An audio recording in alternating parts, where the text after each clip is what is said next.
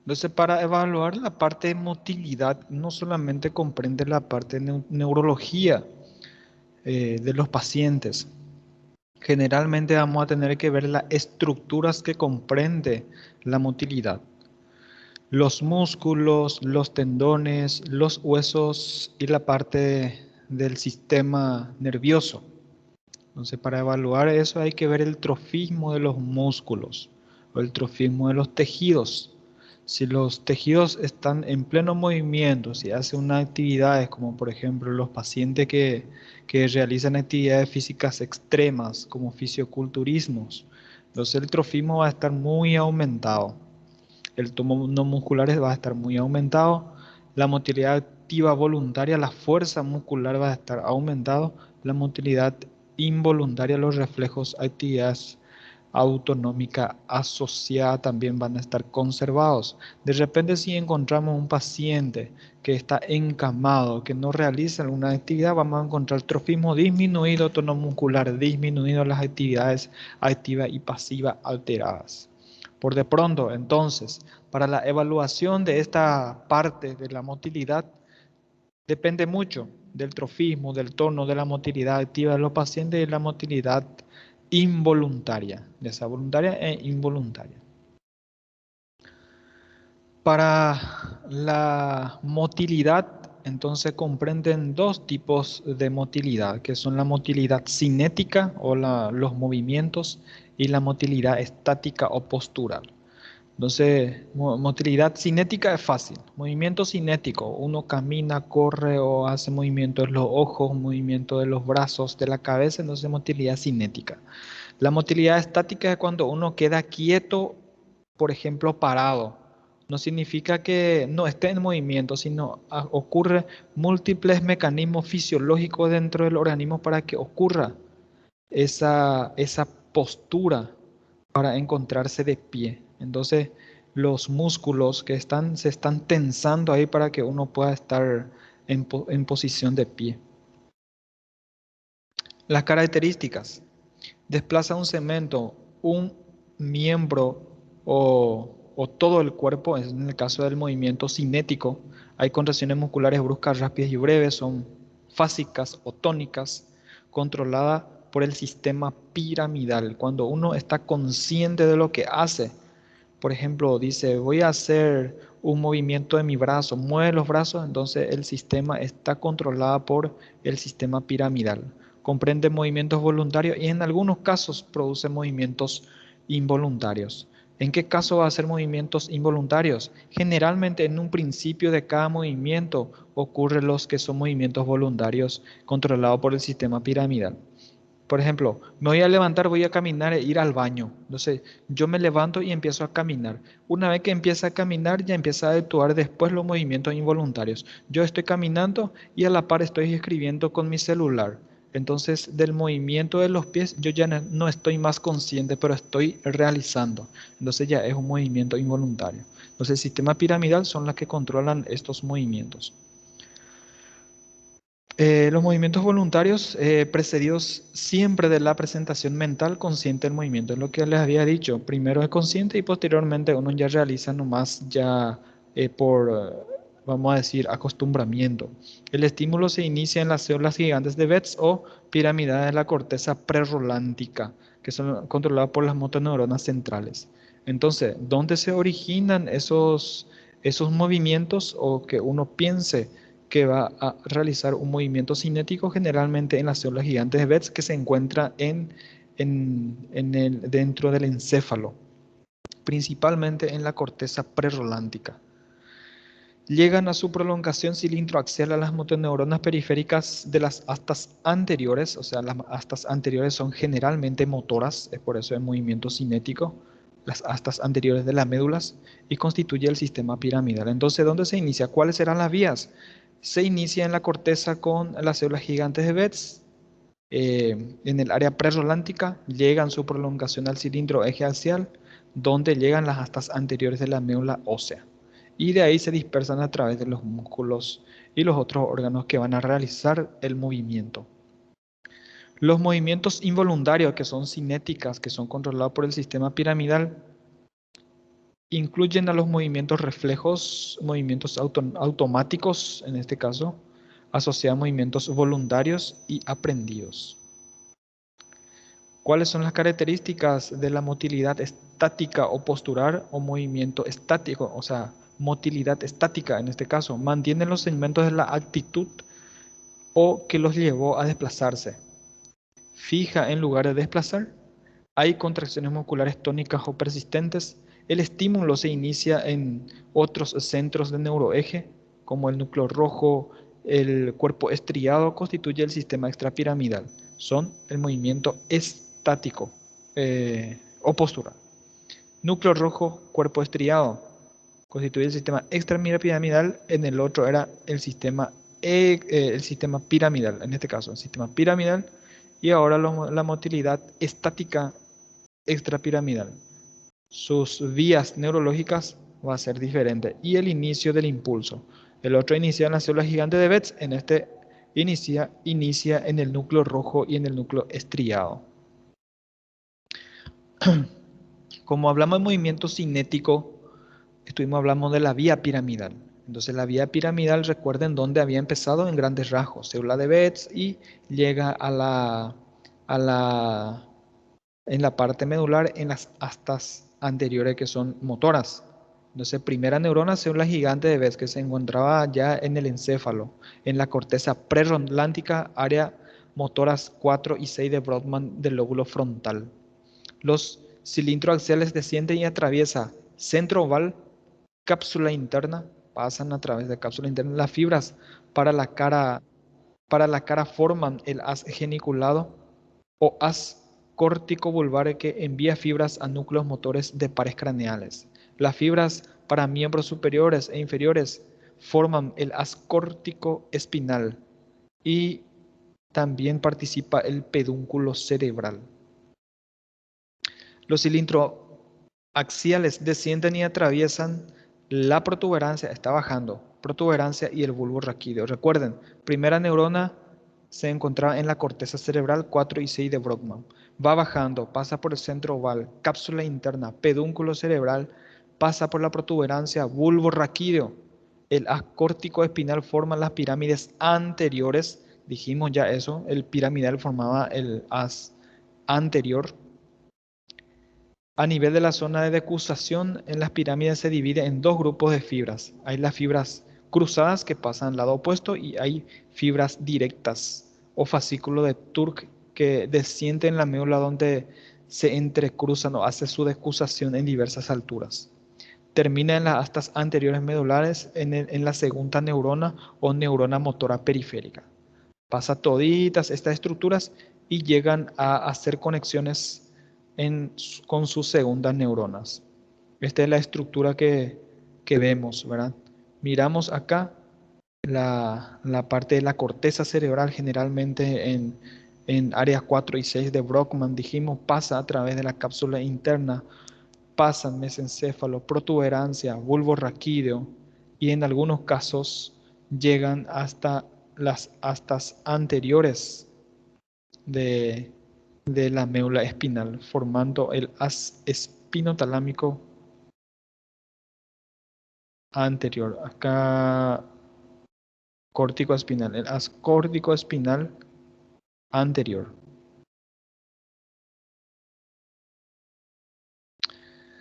¿Cuáles son las funciones del sistema piramidal o de la vía piramidal?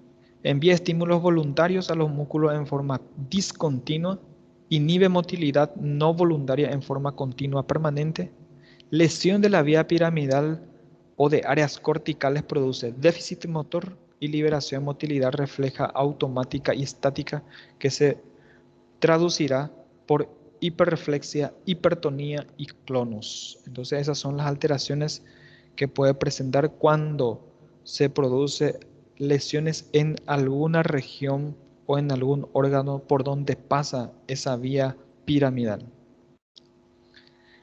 Después llegamos a la motilidad activa con las maniobras, hallazgos posibles que vamos a encontrar. Normalidad, uno puede hacer algún movimiento de los miembros o donde haya posibilidad de realizar maniobras y encontrar normalidad.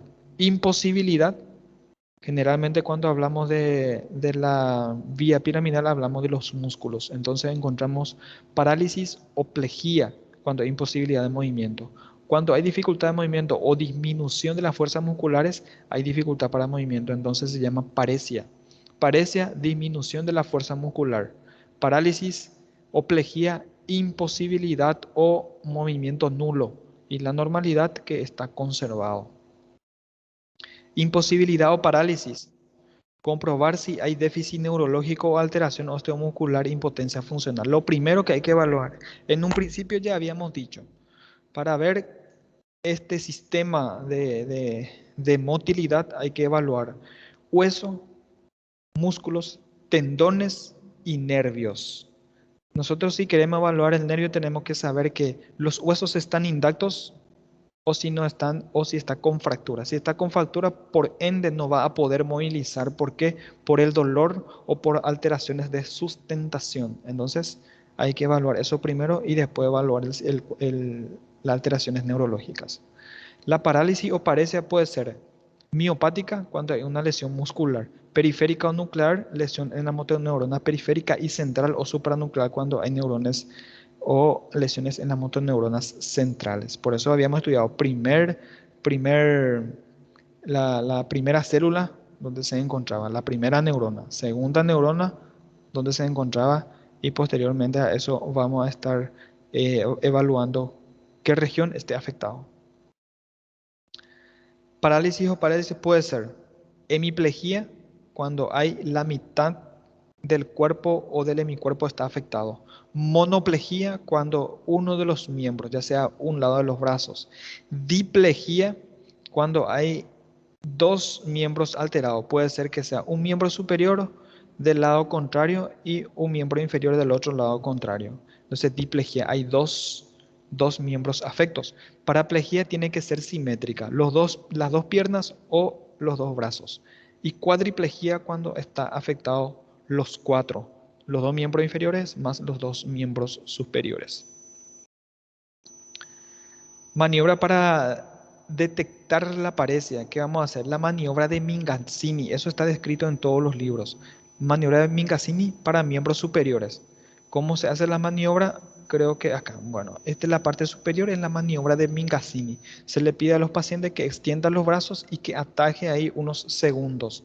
Si nosotros vemos la imposibilidad de que esto permanezca en estado erecto, o sea, en su posición fija ahí el brazo, vamos a decir que los músculos o los nervios que lo inervan están bien, o sea, no están alterados. Hay en algunos casos pacientes que incluso no pueden alzar esos brazos, entonces está disminuido la fuerza muscular. Y otros que extiende de esta forma, pero que rápidamente se cae. Entonces hay una disminución de la fuerza muscular. Caída del miembro con pronación. Mincassini para miembros inferiores también se puede realizar. Mincassini para miembros inferiores se le pide al paciente que se ponga en decúbito dorsal y que hace las piernas. Cuando los músculos están debilitados o disminuidos, entonces se cae rápidamente. Y la maniobra de Barré, que es para los miembros inferiores. Acá en decúbito frontal se le pone a los pacientes o en decúbito prono.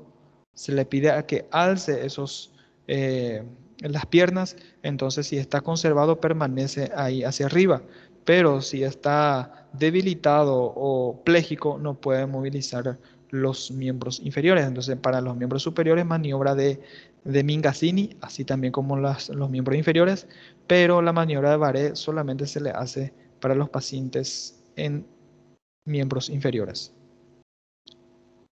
Fuerza muscular se puede explorar de forma manual y también instrumentalmente. Comparar siempre con el lado opuesto. Siempre les había dicho que la exploración, ya sea neurológica o de otro tipo de exploración, se hace en semiología, se hace de forma simétrica, o sea, a ambos lados. Las alteraciones que puede implica existencia de interrupción de un punto, cualquiera de las vías motoras, desde la corteza cerebral hasta la fibra muscular. Entonces hay que saber nosotros que hay una motoneurona central y que hay una motoneurona periférica. Y hay que evaluar cuál de ellos esté alterado, si el problema es en realidad central o si el problema es en realidad periférica. Si es central es córtico espinal y si es periférica es espinomuscular. Las características que podemos encontrar, las diferencias que hay entre un parálisis central o córtico-espinal o un parálisis en la parte periférica o parálisis espinomuscular. Ahí se ve todas las características que después que van a estar leyendo. Hemiplejías, como habíamos dicho, la dificultad, o sea, la imposibilidad de movilizar la mitad del cuerpo. Hemiplejía se caracteriza por pérdida de motilidad voluntaria en la mitad del cuerpo. La descripción puede instalarse súbitamente, por ejemplo, en accidente cerebrovascular, infarto o hemorragia cerebral. Puede ser precedida por pródromos. ¿Cuáles son las fases? Hay una fase flácida transitoria, o sea, en un brazo puede quedarse flácido después de una ACV y posteriormente espástico con el tiempo. O sea, hipertonía y uno ya no puede más movilizar con el tiempo.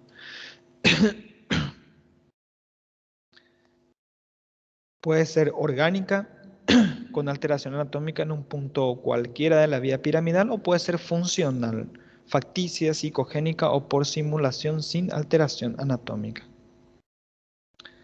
Reconocimiento de hemiplegia durante el coma. Es lo que habíamos ya hablado en un estado de coma en los pacientes. Puede presentar fase asimétrica en fumador de pipa, cabeza y ojo desviado hacia el lado de la lesión, desviación conjugada de la cabeza y ojos, maniobra de Foix. Al realizar compresión en los nervios faciales también produce una respuesta. Se contrae solo mitad sana. Levantar miembros en forma alternativa por encima del plano de la cama y dejarlos caer cada vez más pesadamente el lado paralizado. Son todas las maniobras. Reflejos que vamos a estar realizando en un paciente. Reflejo corneano ausente, en un estado de coma. Cutáneo abdominal presente, profundos presentes, Babinski presente y el automatismo medular muy positivo. Variedades topográficas. Hay las hemiplejías que son hemiplejías directas y las hemiplejías que son hemiplejías alternas. Hemiplejías directas, el problema va a ser cortical, subcortical, capsular, talámica hasta subtalámica. Las lesiones que vienen de arriba hacia abajo hasta subtálamo, ahí va a presentar hemiplejías directas. Después las hemiplejías alternas. A partir de los pedúnculos, las hemiplejías pedunculares, a partir de los pedúnculos, protuberancias, bulbos y espinales, van a presentar entonces hemiplejías alternas. Hemiplejías directas, todo el déficit se encuentra en el mismo lado, opuesto a la lesión. Todo el mismo lado, opuesto a la lesión, son hemiplejías directas. Localización de la lesión antes de la decusación. Después de la decusación completa del haz piramidal. Hemiplejías directas pueden ser también cortical, subcortical y capsular talámicas y subtalámicas. Recuerden que hasta ahí entonces es directa y sus características. Las hemiplejías alternas, lado opuesto de la lesión. El haz piramidal no se ha decusado todavía. Parálisis craneana del mismo lado. Lesión del núcleo de un nervio craneal o sus fibras. Pueden existir también trastornos sensitivos y cerebelosos. La localización de la lesión es en el tronco encefálico. Recuerden, mesencéfalo, protuberancia, bulbo raquídeo. Ahí se encuentran las alteraciones, las hemiplejías alternas. Es del lado contrario de la lesión. Hemiplegia pedunculares. Y vienen los síndromes. Estos síndromes van a encontrar en cualquiera de los libros de semiología neurológica. Síndrome de Weber. ¿A qué se llama síndrome de Weber? Y es una hemiplegia peduncular. Va a tener una alteración o una lesión en el haz piramidal y fibras del tercer par craneal. Hay parálisis motor ocular común del lado de la lesión. Hemiplegia completa del lado opuesto. Hemiplegia facial inferior, núcleo del facial está por debajo de la lesión. Entonces, esas son las características de la hemiplegia peduncular, que va a ser el síndrome de Weber. No hay que desconocer eso, porque hay veces que encontramos bien específicamente así en los pacientes. Así como les había dicho, hay una lesión o parálisis del miembro superior, del miembro inferior, o sea, todo del mismo lado de la lesión, así como me había explicado acá. Motor ocular común, completa del lado opuesto de la lesión. Hemiplegia facial inferior, núcleo del facial está por debajo de la lesión. Entonces, el lado opuesto de la lesión se refiere a que la lesión esté acá en el cerebro y del lado opuesto se manifieste. Eso se llama hemiplegias alternas. Hemiplegias pedunculares, el síndrome de Benedict. Lesión de las fibras del tercer par, núcleo rojo, fibras cerebelosas y lemnisco medio. Hay parálisis del tercer par homolateral, o sea, parálisis del tercer par del mismo lado de la lesión.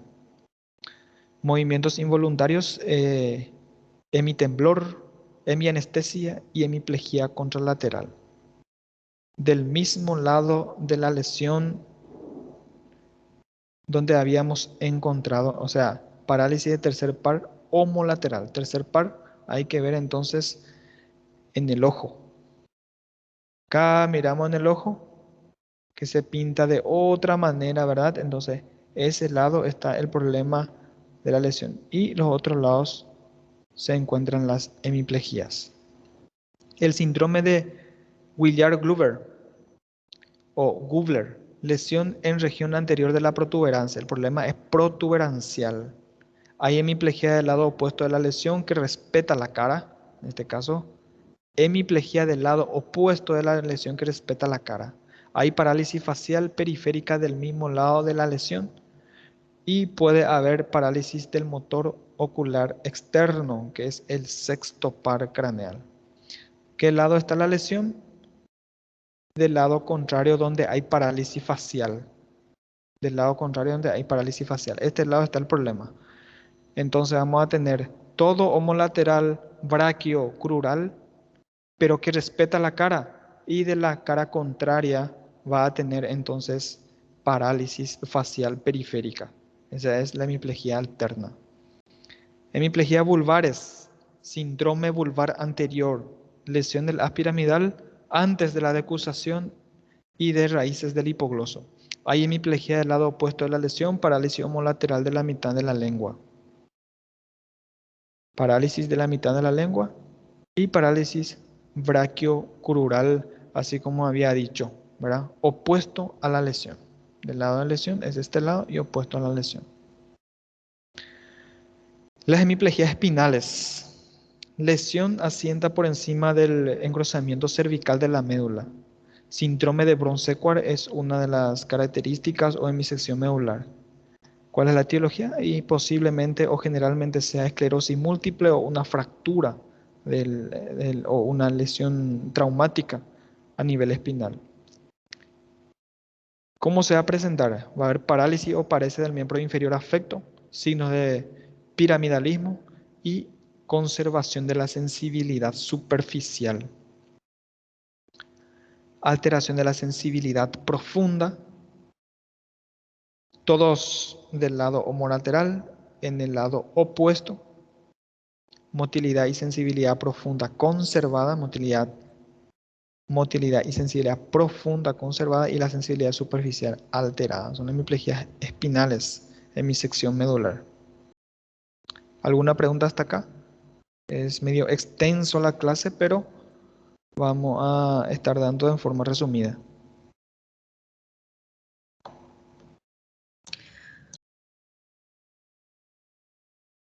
Sí, les escucho. ¿Hay alguna pregunta hasta acá? Creo que no, profe, esta parte más teórica. Creo que Exactamente.